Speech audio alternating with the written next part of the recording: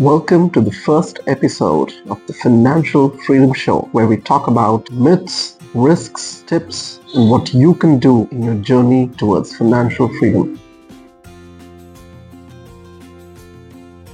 So today, we'll start off with the question of the day, then go into the Mythbusters section. We'll then look at the one thing you can do today. Next, we'll look at the Riskometer, which talks about the risks. And finally, we'll talk about the tip of the day. So let's start off with the question of the day. The question today is, what is the one thing that can most accurately predict the time required for you to achieve financial freedom? Think about this question as we go along, and we'll look at the answer towards the end of the show. Now, let's dive into Mythbuster.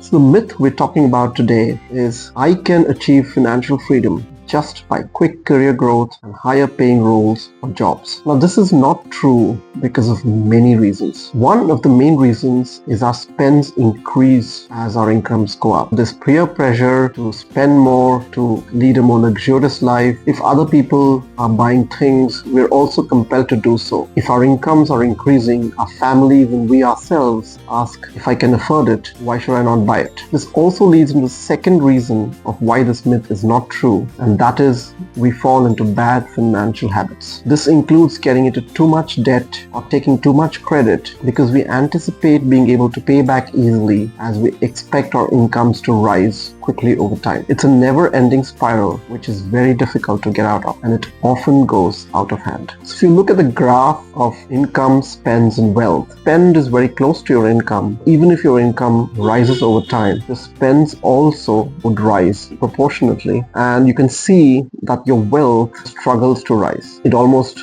isn't surpassing your income itself for a long period of time, and you'll never be in a position to achieve financial freedom. Now, I know this sounds very simple when we put it this way, and it seems obvious, but many of us make the same mistake, and before you know it, you'll be 40 and far away from financial freedom. The third reason why just shooting up for higher income doesn't guarantee financial independence is because nothing works without a plan. Just hoping that higher and higher salaries will make you financially independent over time is just that, a hope. Without altering other variables, you can never achieve financial independence. So it's important to have a plan. True, quick career growth and higher salaries will help you accelerate your journey towards financial freedom in some ways, but you cannot do it by just that alone. With that, let's jump into the one thing you can do today.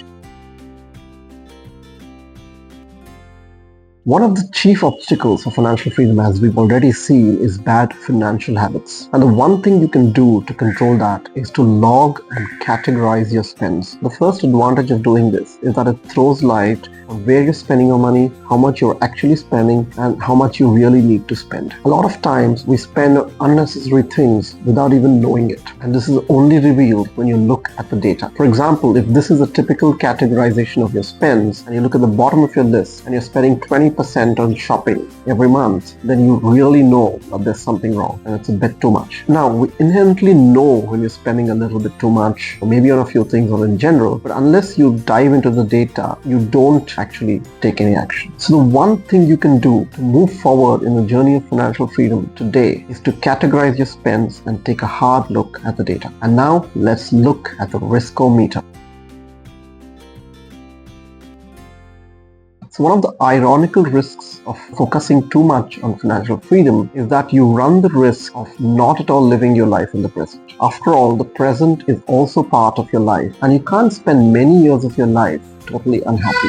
Planning for financial freedom is a worthy endeavor, and I encourage everyone to do it. However, it is possible to take this too far, go in the other direction, and become so frugal that you don't live at all. It's all about the balance. So if you look at the graph or matrix of frugality versus living, where frugality is on a scale of 1 to 4, 1 being low and 4 being high, and living also 1 being low and 4 being high, if you're focusing too much on frugality, where you're a 4 on frugality, high frugality, and living a very meager life where living is 1, you're on the top left of this matrix, which means you're not living in the present at all. And this is what we're talking about in this risk, and something that we should avoid. Of course, on the other hand, if your frugality is 1 and you're living a very, very luxurious life, then you're never going to get to financial freedom, where you're living in the bottom right of the matrix. The best case, of course, is living in the top right of the matrix where you have high frugality and high living. That's an ideal which is pretty hard to achieve. What we should be aiming for is living somewhere in this yellow part of the matrix where frugality is high enough and living is good enough. Of course, this depends on personal preferences and the circumstances of your life, but we should be aware of this risk and ensure that we don't throw away our present in the search of just a future.